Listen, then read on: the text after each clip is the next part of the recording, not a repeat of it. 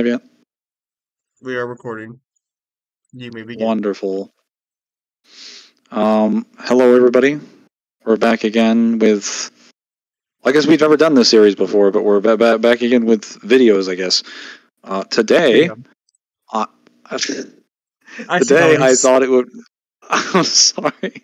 Today, I thought it would be an interesting idea to make a video in a similar fashion to the Urizen Gauntlet runs, because people really like those, and they're fun.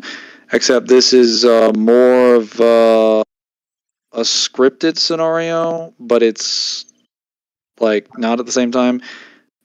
I thought after all the talks and discussion with Mundus, it'd be interesting to just discuss what would happen if Mundus and his army decided to invade, like, one of the universes in the multiverse or whatever that's just made the same way one of the events of the games is, and just have him hypothetically fight it out with certain human world factions.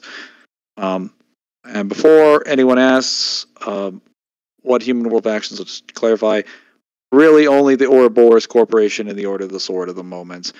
There is practically none of them. So today we're doing the Ouroboros Corporation. We have a little bit of text on screen that should explain it, but it's essentially a full-on invasion. It is not like a one-on-one scenario where generals get to fight generals, leaders get to fight leaders. It is everybody versus everybody. It is an all-out war, and there are two different, essentially, rounds that is done, which is to say, or two different scenarios that we'll be talking about.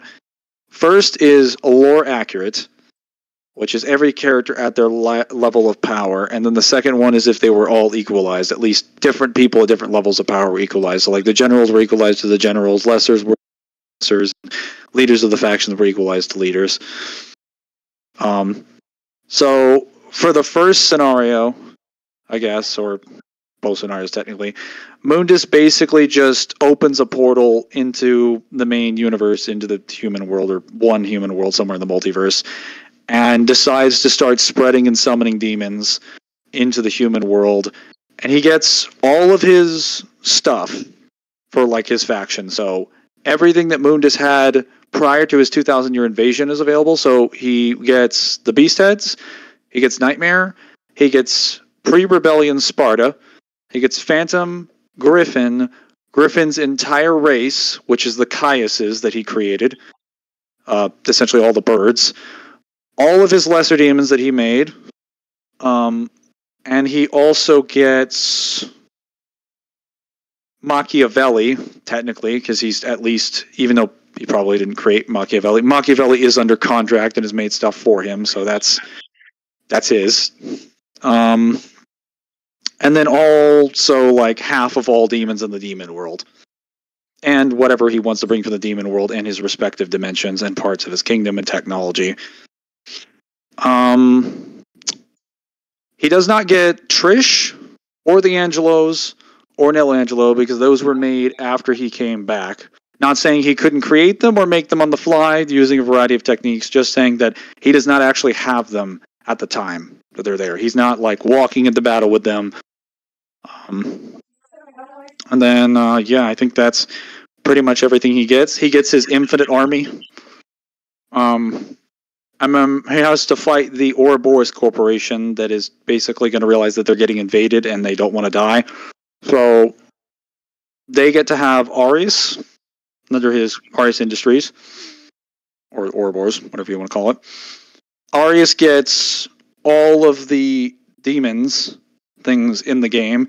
He gets his contracted power with Argosax. He gets all of his secretaries, all of the lesser demons that he has in the game as well.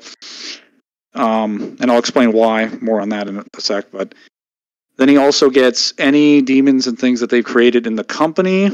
He also has access to all of the multinational resources of the Ouroboros Corporation, all of their buildings and locations and alchemy and all their sorcery factories. Any of the minerals and mining operations that they've done all over the world is at his disposal at the touch of, like, a phone call whenever he wants. And any other people or paid staff. And he essentially, like, the goal of both factions is to essentially eliminate the leader and reduce the rest of their forces to nothing. So for Arius, he has to kill Mundus and like seal him away, or like somehow permadeath him and wipe him out, or destroy the demon world or something. But for the sake of this situation, I think Arius is just going to like have to seal Mundus away, because he's not going to destroy the demon world, considering most of his forces are demons. That's going to end up hurting him in the long run. And Mundus's goal is that he has to wipe out Arius, destroy his corporations, and then essentially like consume the human world. Are there any questions, Em, before I begin? No, I think that's fine. I think you hit it on nail on the head there a little bit. So I did put this in the chat down below. This is a picture, a diagram of the Trinity of Fates sort of character diagram from the Trinity of Fates film DVD book. This, because some people might be wondering if it's really fair to give Arius all the demons in DMC2. This is actually the source that I talk about when I mention that Arius has control of the demons in the series, because when you translate this, what it actually says is, at least on the line reading up to it, is that he basically dominates the demons, and the statement that refers to the little black text at the top of that gray box, right above the cage demon, specifically says under the rule of, or under the control of. So all the demons that are in there, like what this diagram clarifies in the character connections, is that all the demons that exist in DMC2 as bosses are under Arius's rule. He directly controls all of them. So he is not just like, arbitrarily more powerful than some of them. He is blatantly more powerful than all of them, and he is controlling them like puppets. They're essentially his forces. Even if some of them did originally belong to Argosax, he is directly like their commander. And based on what we see in DMC2 as well, he can summon pretty much any demon in the game. He can summon the strongest versions of the Misras, strongest versions of the Mancers, and the strongest versions of the Goatlings. So you could just argue he could summon the entire enemy roster, because he can summon the strongest members of each enemy variant. And he also, like, a bunch of the demons on the roster are also things like the Secretaries and the Golems, which were just made by his company. So he also gets all of those too. What were we saying? That is technically true, although technically that research was given to him by Chen, so a little suspicious. Yes, but we find out that during the events of DMC2, that's like he's mass-produced that, and we find out later that the technology that was used to make the Order of the Swords weapons came from Arius and his corporation, because Agnes learned that while he was learning at the Ouroboros Corporation. He learned all that he knows about alchemy and sorcery and demonic engineering from Arius's industries. So you can quite literally argue that anything that Agnes can do, Arius can also do, except that Arius has a multi-million to multi-billion-dollar industry spread out across the entire planet in the human world that is just pumping out demons whenever he wants to. Or would you disagree with that? Go on. Oh, well, also, he technically gets access to pretty much all magic that you could think of in the verse as well, because he stated in his descriptions in this, as well as the Japanese guide, that he is a master of the dark arts. So things like the bromancers or the various, like, spellcasters in the game can do, and most sorcerers can do, you would assume he can do on a much higher scale. He's also stated to be capable of creating, like, artificial life in the way of the homunculi, the secretaries, as we call them.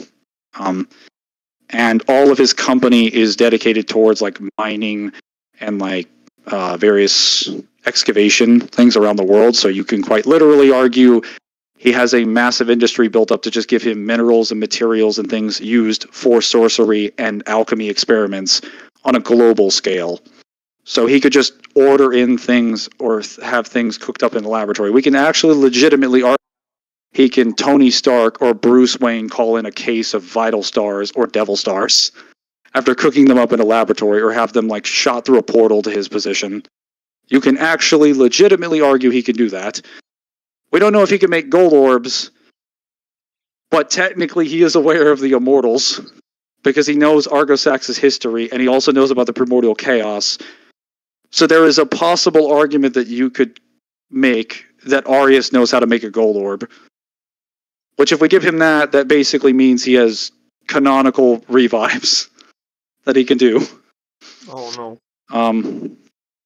Yeah, he's quite literally one of the only characters in the series that you can think of that can actually use items. That it is fair game for him to use items because he could just make them on an industrial scale. Because all the vital stars and devil stars are created using alchemy, which is something he's a master of.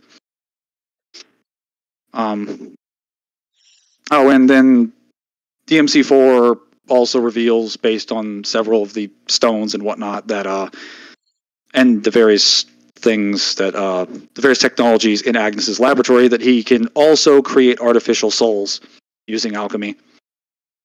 So I'm just going to give him most of the things that Agnes can do, because again, all of Agnes's research up until the events of DMC4 is just stuff that he learned from the Ouroboros Corporation. Even the technology and the process that went into things like the Ascension Ceremony and the Savior would have been learned from the Ouroboros Corporation, in all likelihood. So, yeah. Now, for lore, the lore-given scenario, I think it kind of goes without saying that for anyone who doesn't want to sit around for the rest of the video, Arius stomps. Unless you conceive a scenario where that's specifically crafted for Mundus to win, where Mundus goes in with full intel and knowledge and uses his like cosmic awareness and hides in a dimension and lives the universe for like 20 years or something, and then plans something meticulously, he is probably going to lose. Because Arius is definitively more powerful than Mundus is. He scales the DMC2 Dante. He has multiple feats in the game where he can force Dante to Devil Trigger, as he does in the scene. He basically blows Dante out of the building, and then when Dante DTs on the way down, he does it right before a blast comes out of the building in order to protect himself and Lucia. It's confirmed in DMC4's guide that the powers of darkness is what protects Arius from Dante, which is something that he also has. So even if he doesn't somehow scale the DMC2 Dante, he has the power of Argosax, who scales the DMC2 Dante. And he's using him contractually, which this diagram also confirms, that actually says he has a contract with Arius, or that Arius has a contract with Argosax. So he can just use Argosax's power to protect him, or use him as an actual offensive or defensive projectile, or put him around him as a barrier. He also controls Furiotaurus, who is stated in DMC2's official English guidebook to only be defeated by the demon within. So he does scale above base Dante at the beginning of the game. And earlier versions of Dante were already equivalent to or greater than Mundus. So he's going to be stronger than this Mundus by a pretty significant amount. He's also strong enough to take in Argosax's power directly into his body, and he was planning on sucking all of it in. It's just that the ritual failed. So you can actually argue he's a lot more powerful than he's portrayed in the game to be. He also controls Phantom, who is Mundus' generals, and he controls Bulwark, who has also fought against Sparta directly. It was a sealed Sparta, but it still would have been a Sparta that then fought Argosax later and sealed him away. So you can already argue Arius scales to sealed Sparta or above sealed Sparta.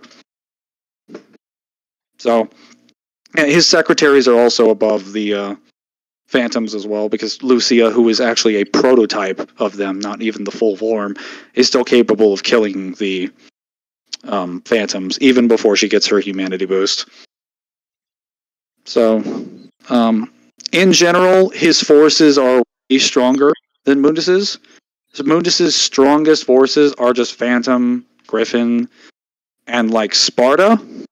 But Sparta pre-rebellion is not like while he is Demon King level, he's in the level of power that like DMC1 Dante is, because he's compared to Sparta, or he's compared to Dante by Griffin.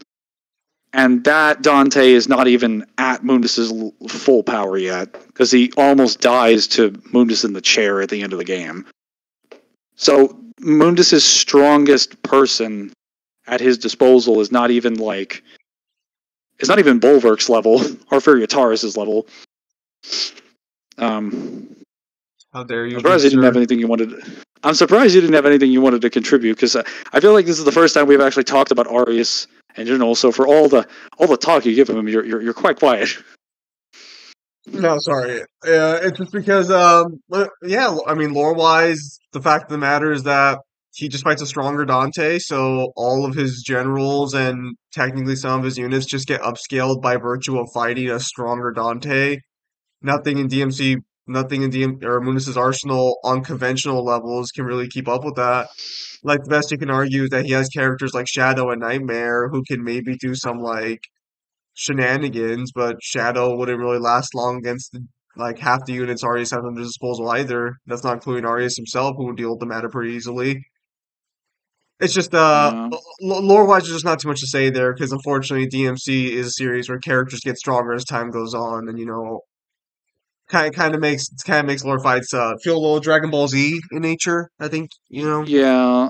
Especially since it's established that having like higher demonic power gives you more stronger versions of the same hacks. So Yes, it's pretty much impossible to fight someone stronger than you unless your power specializes in a specific hacks. But that wouldn't really matter here because Arius is a guy that's able to take in things like Argosax's power, which is just the core. It's just the power of the demon world at its most fundamental level. Like it is just the power of the demon world. So anything Mundus is bringing to the table is not really going to be affecting Arius. Like Arius's resistances should be above like anything that Mundus's powers can provide. And then if we're just talking about Arius's like abilities in a nutshell, because even if Arius is stronger, does he actually have the tools to fight someone like Mundus?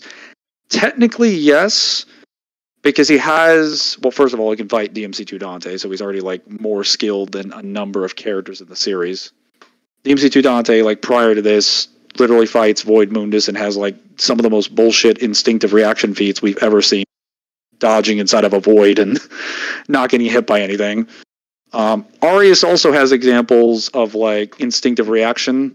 Dante throws the arcanas and things at him when he's not even paying attention to him in the room, and he just dodges them. We find out in Lucia's campaign as well that he has when Lucia tries to throw hands with him, he basically has a barrier around him, an invisible barrier around him at all times that deflects projectiles. So if you try to hit Arius, he can just not get hit by you. yeah. He has in his boss fight a Royal Guard esque mechanic where it triggers based on an attack and then produces a reprisal. He can control what is called in the game a black hole, where he just sucks you in and then spits you out. He can freely and openly teleport. He can BFR you between dimensions and into other dimensions. He can hit you with the powers of darkness. He can canonically use any spell that we've seen in the game that falls under the dark arts. He can also use most alchemy, and any spells that other demons would have practiced as far as like practitioner spells, he could also use, unless they're like specific secret ones that were never produced. But like most generic like lightning, teleports, magic, fire, ice, shadows, all that stuff he can control. He also summons other demons in his boss fight, and he also has a Glock, so he can shoot you. It's Uh, not a Glock Mangler, it's an elephant killer Magnum, basically. How dare it's you? it's a it's I call it a Glock as a joke. It's a Magnum. It is a revolver of some kind. But yeah, he can also heal by drinking wine, which is kind of strange, but whatever. Basically, anything that Mundus. So while he can't create sentient life from scratch, he can basically do everything Mundus could do as a human. In the sense that he could just keep summoning waves and waves and waves of demons. And the strongest demons he has, he could just portal hop them to wherever Mundus's position is, and then just shove his strongest demons in there to fight Mundus. Yeah. Now, go ahead. Oh, I'll say, I don't know if you mentioned the secretaries or not, because I got a message, but like, then there's also like the secretaries as well, which are gonna be worth more than half of Mundus's forces. Then you have like Trismagia, which could probably also operate on its own because I think it also has all knowledge of the demon world. I forgot what the script It sheet has said. knowledge of the demon world, but it's still a master of all those like arts. And the Yes. main problem with Trismagia is that it has the ability to be intangible to demons. You like even demons can't interact with it when it doesn't want to get hit, and it BFRs you to its own separate dimension that you're stuck in until you kill Trismagia. So it doesn't really matter if you're like, oh, well, I can just pull a hop out. Technically, just to clarify for anyone watching, technically every single demon in the verse seals you in when they fight you. We see that they have portals that they put around the world, or put around the room to lock you in. So it doesn't really matter if you can jump out of dimensions. They stick you in that room. You can't get out until you kill the demon, or if you depower them or something. So even if Mundus technically does have the ability to go anywhere he wants in the multiverse, if he runs into a demon that has powers comparable to him that decides to put seals on the room, he's stuck in there until he kills them, if he can kill them.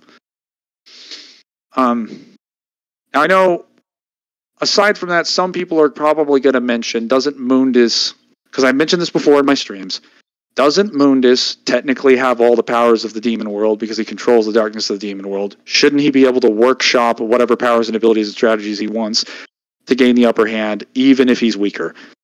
Yes and no. He can do all of those things, but the problem is that Mundus in his invasion is probably going to assume that most of the humans are just going to be using generic spells and specialized weapons. He is not going to walk into this universe or fly into this universe thinking, wow, I'm going to have to end up finding an army of demons, because he's invading the human world. He doesn't think that that's going to happen. That's why I said that like there's an outcome where you could say Mundus just sits back and like observes and then workshops a bunch of demons because he's prepared for it.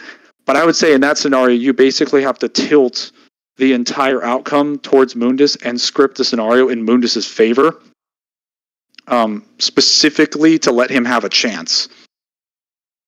And I feel like that's kind of biased in Mundus's favor. Whereas like Arius isn't getting prep time or anything. He's not getting like 10 years to prepare. We're dropping a giant demon invasion on his universe and he has to fight and defend himself. And he just happens to be better. He just happens to be better, huh? Yeah, just happens to be better. Also, like, while Mundus could create other demons and things in the background or in separate dimensions, you have to remember that, like, that's only as effective as how fast you can move and perceive things. Arius has people who are more powerful than Mundus under his control. All he has to do is teleport himself to Mundus's position, and unless Mundus has reason to believe there are Demon King level fighters over there, which he's not going to see because, one, none of the demons are going to be spawned in at the first point. It's just going to be Arius and like what secretaries are there. And then Arius is just going to snap his fingers and summon like 12 greater demons. And then Mundus is going to be like, what the fuck? What just happened? And then after that point, this GG. Like, he's not going to have time to workshop a bunch of demons because he's not going to assume Arius has control over all these demons. He's just going to assume he's a sorcerer or some other human that is like, oh yeah, you're more powerful, but you're not like Demon King level. That's the thing. Like, most of humans don't produce that much demonic energy. He's not going to be able to perceive that level of power unless he gives it off somehow. It's easier with someone like Dante because Dante is like half demon. But Arius is technically just a human that controls sorcery. So he shouldn't be giving off an enormous amount of demonic power or anything that would lead you to believe he's Demon King level just by looking at him. Like, Mundus' senses are great, but there's no reason for me to assume he'd be able to perceive that, at least at first glance, especially considering he's going to be in some separate dimension for most of the invasion, not really doing anything. And in this outcome, Arius will be teleporting to his position. Go ahead. You're just a lowly human after all. Why would he care about that? Yeah, he also underestimates humans massively. I mean, that's kind of pointed out in the narrative. Granted, we are removing him from the bias and the plot-induced stupidity of one, where he's like super soaked up in copium about killing Sparta, but that doesn't really change the fact that he does think humans are naturally inferior to him. He does underestimate their capabilities. And it would be fine if it were another verse, he would be able to sort of glide through with all the demon physiology, but he's fighting another demon faction. So he can't just stomp, especially when he's going to realize that Arius controls his own phantom. He'll be like, oh, he has some of my generals. Oh, he has Bulwark. Because he knows who Bulwark is. He's fought Arius before, or he's fought Argosax before. He would know about Argosax's forces. So he's going to see him and be like, oh, that's Bulwark. Oh, shit.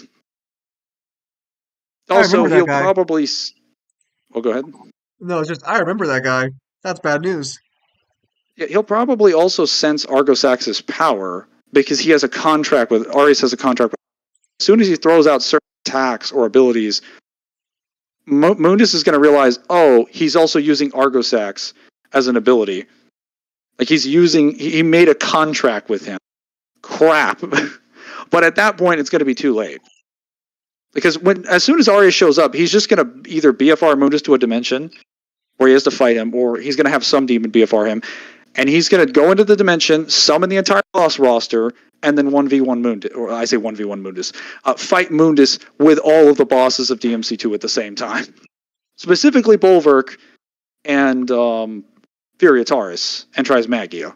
So he's going to have to end up fighting multiple people that are at his level, constantly hounding him and attacking him. And as we pointed out in other, protagonist swaps, while Mundus is like the best ranged fighter in the series, he is not a great CQC fighter. And he's not going to be able to do ranged zoning stuff when Arius is like taking pot shots at him, shooting tons of projectiles that are too strong for his barriers to tank, and then Bulwark is basically flying across the room, attacking him in CQC. There's nothing he's going to be able to do. Furiataris can also pull you in using like wind effects and effects. A person that is also stronger than Mundus, so he's just gonna... They're all just gonna just jump him, essentially. But any one of them individually, if they hit Mundus like once or twice, they're gonna either do serious damage or kill. But they're all fighting him at the same time. He's not gonna have time to sit back and like zone or anything. He is most likely going to die. And then Arius will just seal what remains of his body in some dimension, so that the demon world can't bring him back. And his secretaries alone would probably kill most of Mundus's forces, save for Sparta. But if that happens, he'll just send Furiataris or Bulwark away to fight and kill Sparta. And that should be a wrap. True.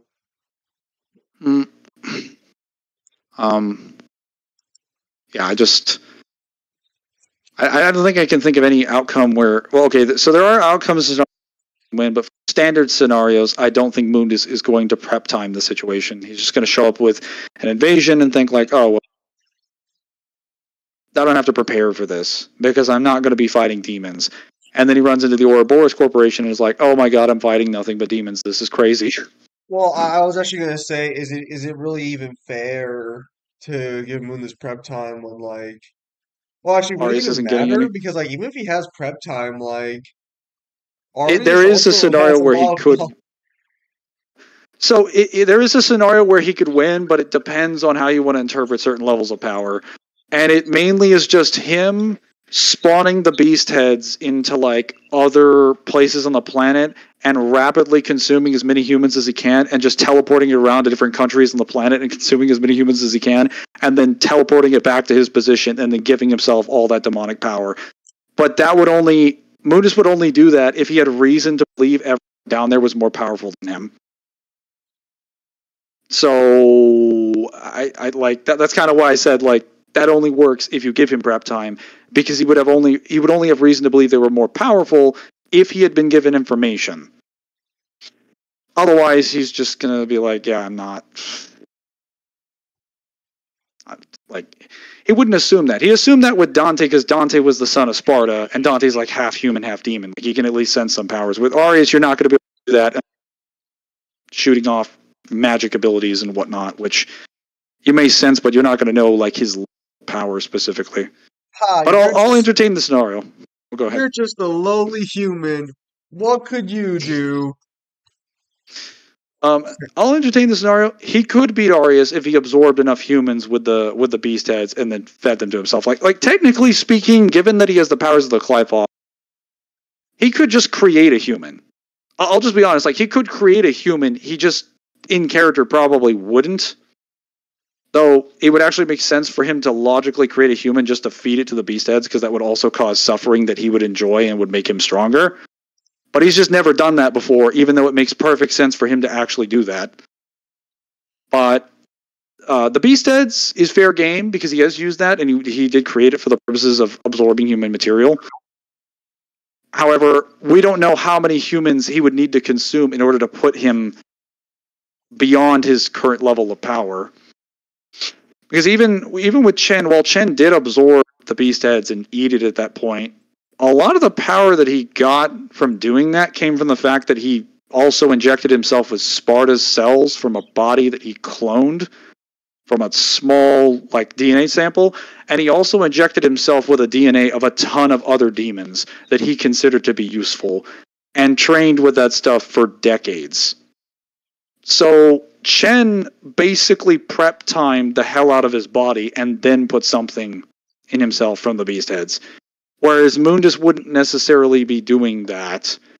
So even if he was just using the beast heads by itself, we have no way of knowing how many humans to eat or absorb to put him at Arius' level.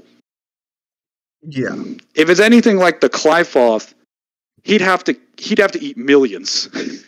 And that's not going to go unnoticed. There's no way you could do that on Arius's... I shouldn't call it Arius's planet, but let's be honest, it's basically Arius's planet. There's no way you're going to do that on the Earth, and Arius is not going to notice millions of people going missing. Especially when they're being sacrificed to some fucking demon dog. Damn, bro. Yeah. That's how you see that situation? Dang, bro. That's crazy. The disrespect is real. Yeah. Also, for anyone who's curious, Sparta's not awakening to justice here, but since it does happen in the story, if Arius or someone is somehow able to manipulate his morality or convince him to do that, then Mundus automatically loses because Sparta would just beat him. It's like, that's yeah, what happens Sparta, in the original. we're innocent. He's invading the human world.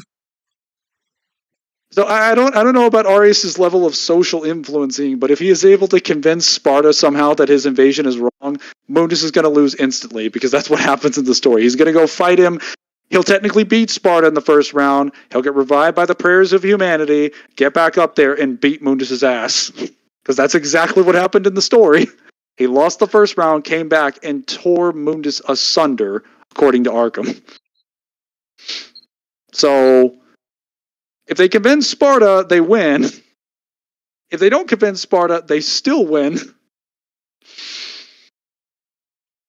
But, don't just love a happy ending. Yes.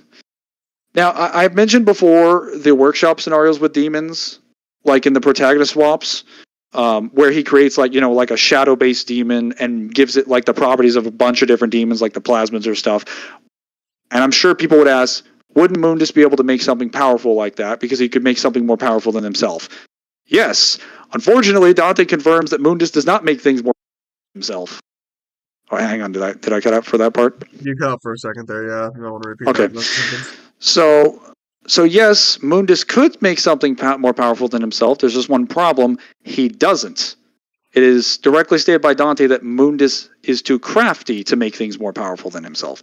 He does not do that. He can, but in character he does not, because he has a problem with power and people controlling him. He is very insecure as a person.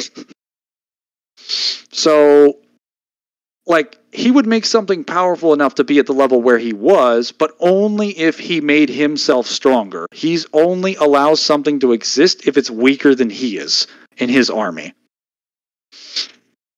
Because there's never been a situation where someone in Mundus' army has gotten stronger than him and they've stuck around or anything like that. Every situation he's either been betrayed by that person or they were sealed away. Or if they were ever considered or perceived to be a threat to Mundus or a threat to his kingdom, he sealed them away or took away their free will or something like that. So, in a lore-accurate scenario, the only situation where he's workshopping something that's powerful enough to affect anybody, that also has the hacks and whatnot to do to get the job done, is going to be a scenario where he has to make himself stronger first, which is mainly just going to require creating humans or the beast heads and then just eating them and consuming them. But if he does that, he's probably just going to go take the humans on the planet that are already existing there. And if he does that, he's going to alert the Ouroboros Corporation because they're all over the world. They're going to notice that. They're going to notice humans disappearing everywhere. And then Arius is immediately going to be like, all right, time to die. It's also worth noting, Arius should probably know about Mundus and his forces, considering he not only knows about Argosax, which makes him like one of the most knowledgeable people in the verse, he knows about the existence of the primordial chaos, which like no human in the human world knows about that. He knows about how the original worlds came to be. So there's very little chance that he doesn't know about Mundus, since that preceded Mundus's invasion and his original lore. I'm also assuming he's read up on the documents of that, because even Shen knew about that, but Shen never mentions any knowledge on the primordial chaos. That, and he's done business with people like Chen. So there's a very good argument to be made that Arius has very intimate knowledge on his forces and their capabilities and their units, whereas Mundus has nothing on Arius. He does not know who Arius is, and assuming he uses cosmic awareness and stuff like that, he would need some time to actually do that. And in this scenario, like I said, we're assuming he's just dropping in and is like, everyone's dying now, here's my infinite army, get ready to be consumed by the demon world. So, yeah, I think I've more or less laid out why in the lore accurate scenario he doesn't work. It doesn't work. Like, all the zoning tactics in the world are not going to matter when the person can close the distance and is way faster and stronger than you and has similar, if not better, abilities. Technically, yes, Mundus has way better abilities and powers, but that only works when you don't have the same energy system and same physiology and are stronger and faster, which in this case, Arius is, and so are several of his servants. So I think I've kind of talked to death at this point. All right. So there's a second one, which is equalized. This depends on how we write it, because if Mundus just sits back and camps now, when he actually has, like, what's it called? When he's at the level of power that Arius is, he's a lot more threatening now. Because he can basically just fight everybody by just shooting an enormous amount of projectiles. That and all of their generals would be equal, so it would come down to like a skill level. And some of Arius' generals or his greater demons aren't really solid. Many of them are, like the Furitaris, Bulwark, and Trismagia, and I guess Phantom. But like the poison thing, like the poison moth, Jotunglum, the fish is not even gonna be. We don't even get Tadiobeso. Things like the infected chopper, the tank, they're not going to be very valuable. Like the tower disaster will probably not be that effective either. Actually, that's wrong because they're indestructible. Right, except for that giant eyeball on their body that's easy to spot. Yeah, but if we're going to be talking about the lower units, they're going to be up against Mundus's lower units, and all Mundus is really bringing to the table is going to be Shadow, which doesn't actually. Shadow loses to the infested chopper and the infested tank, actually, because Shadow's technically he loses to a lot of units because many of Arius' units have modern weaponry, Nightmare, just refined. Or not Nightmare. My apologies. Nobodies, which. They'd be useful, but like I think in character he would never use the nobodies because he tossed them away into a separate dimension because he felt that they were so stupid they didn't deserve a name. So I don't think in character he would use the nobodies. All right, so assault struggle against the tanks.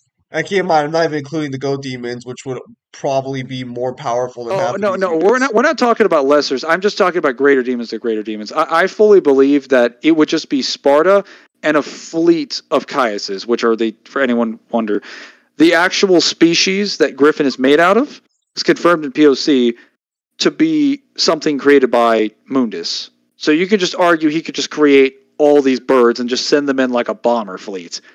That's honestly his best option, along with sending Sparta in there, because like one Griffin, one Sparta, one Phantom is not going to be enough to fight like all of these other greater demons under Arius. I just think on average the best fighters that he has are comparable to the best fighters that Arius has if you equalize them. But that they're still outnumbered is what I'm saying. Yeah, I bet what you're saying, bro. Fucking, I don't care how many griffins he sends. One infested chopper is all I need. Bro, what are you going to do if he sends 100 griffins? Bro, infested chopper's gonna be like, no problem, bro. Easy peasy They'll just missiles. shoot a laser bird through the eyeballs. Bro, Or lightning. it takes more than one to hit, bro. Stop your disingenuous bullshit. What about 100 lightning curtains? How are you going to survive that? Man, you really think they're gonna land all those shots, bro? You tripping. You straight tripping, my Lightning man. curtain is like 10 strands of electricity apiece. We're talking like thousands of lightning bolts being fired in an instant. Straight tripping, my man. Straight tripping. I need you to chill out this there. is why I basically said that it kind of depends on the equalized scenario or not, because Arius, for all of his crazy stuff, does have a limited number of demons, even though he would still have thousands. Mundus has an infinite army of demons and can create as many as he wants. So there is an argument to be made that he could just keep throwing waves and waves and waves of demons until he wins. Technically. That and his workshop scenario where he creates a shadow or a plasmid or something that's powerful enough to become immune to everything. He could actually do that now because now his forces can actually do something instead of getting slaughtered and murdered in the first 5 minutes like they did in the first scenario. But I think while he could sit back and zone, there is a scenario where he wins that. I think there are also scenarios where Arius still wins. Because we still have the same problem as we do in the first scenario, which is he's going to summon his army and he's going to think, oh, I'm just going to walk into the human world and kill everybody. So there is a opportunity for Arius to bum rush him after killing a bunch of his troops and breaking through his forces, where Mundus is not really like aware of what's happening until he already starts losing a bunch of people. That and, Arius still has the power of Argosax, so he'll always kind of be protected, even in the equalized scenario. And you could always have Trismagia just, like, be a far away, like, whatever troops are a problem. Just send them flying. So, yeah, I think... What were you going to say? No. I was telling my mother bless you, because she sneezed very rudely during the video recording. Oh my god. As far as like lesser demons, because some people might be asking, what about the lesser demons? Like, what chance do the demons of under Arius's control have against Mundus? Many, because the goat demons are confirmed in the guides and stuff to be apparently so powerful that the people of the world and the human world actually address them by completely different names in order to reduce their powers and abilities because they were afraid of the power of the clan. And this includes the basic goats. So even the powers of the goats are like so strong they're technically nerfed, or they have to be nerfed, and they're still considered powerful. The abyss goats and the blood goats are also high-ranking, really high-ranking goats, the highest-ranking goats in the goat demon clan. And things like the Baphomets, which are considered to be intelligent demons that can cast magic, they're actually based off of things like the goat clan in general. So they are some of the best, if not the best, spell-casting lesser demons in the demon world. So there is an argument to be made that not just in terms of power, but also like understanding of spells and abilities, they're just far more intelligent than most of the other demons, far more tactical. They have more spells and abilities. And there are so many of them, like Arius could just summon shitloads of them into the battlefield.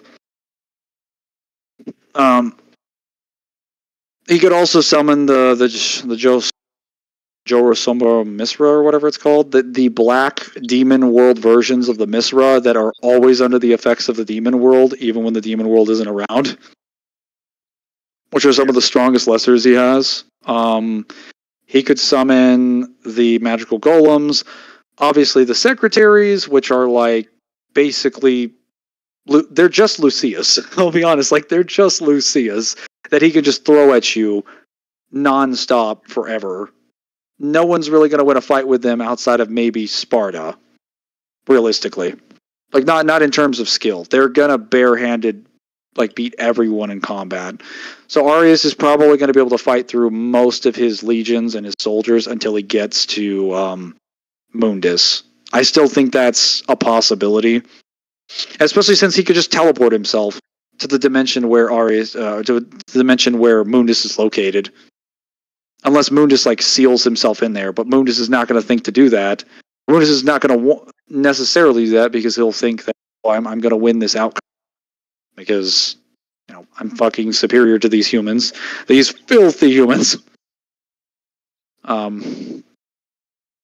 If he does it mid-fight, then I guess he could whittle him down in a war of attrition. That is possible, so there is an outcome where he could win even if Arius does bomb rush him. But I think most times, I'd say like probably 6 to 7 out of 10 times, Arius is going to get to him before he seals himself in, before he decides to make a reason to seal himself in, and is then just going to attack him with his generals until he can kill Mundus.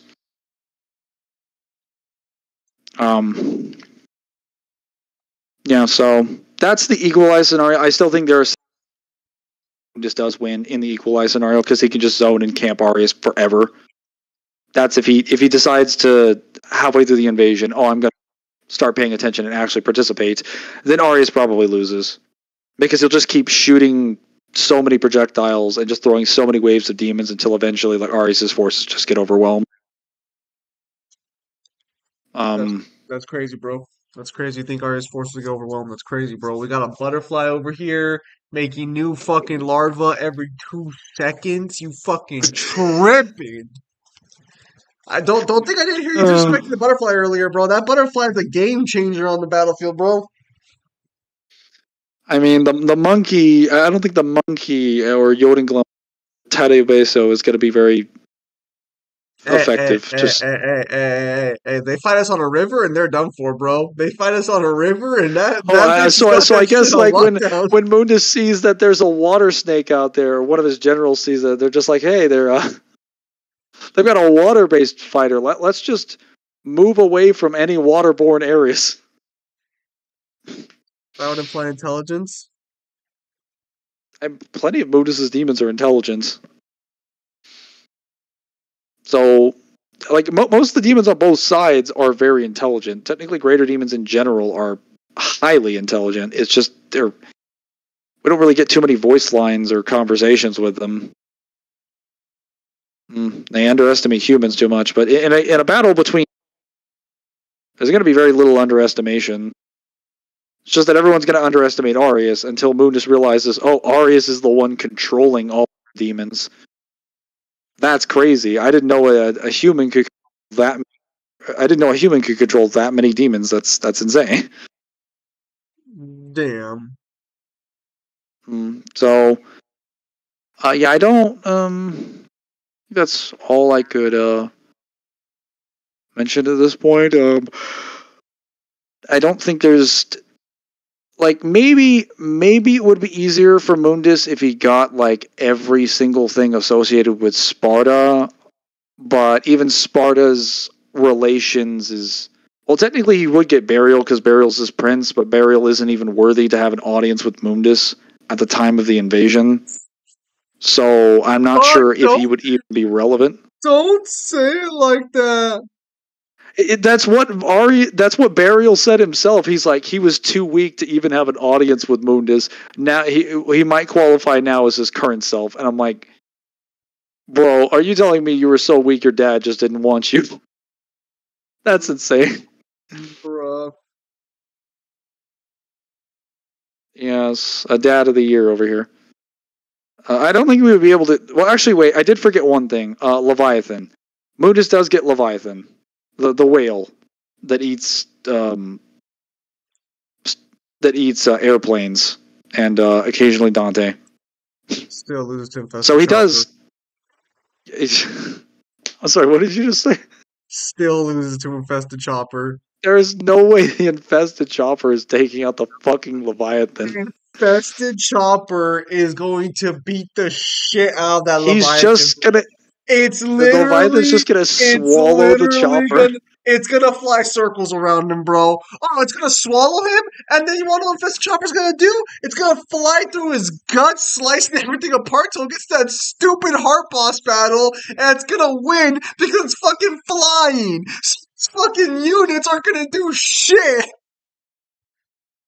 I'll argue that Mundus will summon millions of plasmids inside the Leviathan's body to protect the Leviathan. That's crazy, bro. And those plasmids ain't gonna do shit. I hate to break it to you, but we got a secret weapon, and it's just gonna dominate everything. It's called Infested Chopper. It's not losing this fight, my brother. Why can't the plasmids just copy the Infested Chopper? Like, Infested Chopper versus a million lightning-infested choppers. That's crazy, bro. You think that's gonna make a difference, bro? Here's the difference, bro. You guys ain't the original. You guys are just carbon copies. I mean, they're not weaker than the original. They have all their powers and abilities. You guys are trash. You're blue. Trash. I'm sorry. So I think but your cope just won't exist in this world. I won't allow your cope to exist in this world because it's wrong. I think there's also a problem with the Sparta aligned demons, because I know some people will bring up the fact that Sparta is technically a very popular demon by the time he's, Mundus' right-hand man. There are demons that respect him and would align with him, but we don't know how many of those are in Mundus' army, strictly speaking. Like, many of the demons that he sealed away in the tower, we don't know if he actually put them in there because they agreed to it. Like, we don't know if Agni and Rudra, Navan, and Cerberus agreed to that. They're just kind of loyally defending it. Beowulf definitely didn't agree to it. Like, that was not a consensual gatekeeping mission. He was very angry at Sparta, and Sparta clearly cut out his eyeball. So I don't know if you can even give him those demons, especially since the Cerberus tribe isn't really owned by any one person, because there are Cerberuses in every army. I mean, King Cerberus was basically taken by Urizen. There's a Cerberus guarding Temenagru that was put there by Sparta. There's multiple Cerberuses taken by the Guardian clan family, which is a family in the human world. And then there's probably other Cerberuses scattered across the demon world. So there's not really they're not really something that you can use unless we confirm that you took control of the Cerberus tribe, or that it's an official part of your army. For Sparta, we have no idea if he just went out and grabbed a bunch of demons right before he finished sealing Temenagru away and made them gatekeepers. We don't know if they were with him. We're not the details of their relationship prior to that, other than that some of them admired Sparta, like Navan, and I guess they respected their position that they were put in there because demons respect power, but that's about it. So yeah, I think this is all we could discuss in this first scenario. Lore accurate, Arius sweeps with flying colors. You have to write the scenario specifically in favor of Mundus, ignore certain parts of his background and his character in order to make everything happen for him favorably. In the equalized scenario, Arius probably still wins on account of his spells and his abilities and his teleporting and everything, where he can just get to Mundus before Mundus starts doing his crazy invasion. But there are outcomes where Mundus would win because he would just throw so many demons and so many projectiles if he starts playing super aggressively at the beginning of the scenario. At least that's what I think. What do you think, Zim? Would you agree with that? Yeah, I think so. I guess since we're not really giving Argosax as an option here, then yeah, I suppose there are chances Mundus can win in an equalized scenario if you decide to just literally set up everything in his favor under every circumstance. So you get Argosax as a factor, but it's more so he's pulling his power through contractual obligation, so he's just amping his attacks with. He's not summoning him as a demon. If Argosax gets summoned as a demon, there's no outcome of his wins. Because every argument you could make for Mundus having all these infinite demons and workshop stuff, you can just argue half of the demon world is just going to show up to fight for Argosax as soon as he appears in the demon world. They'll be like, hey, that's our boy. Let's get him. Back him up. If Argosax is allowed in any like full capacity, not just his power being used as a siphon for projectiles and defensive capabilities, there's no outcome where Mundus wins. Anything you can argue Mundus can do, Argosax can do better.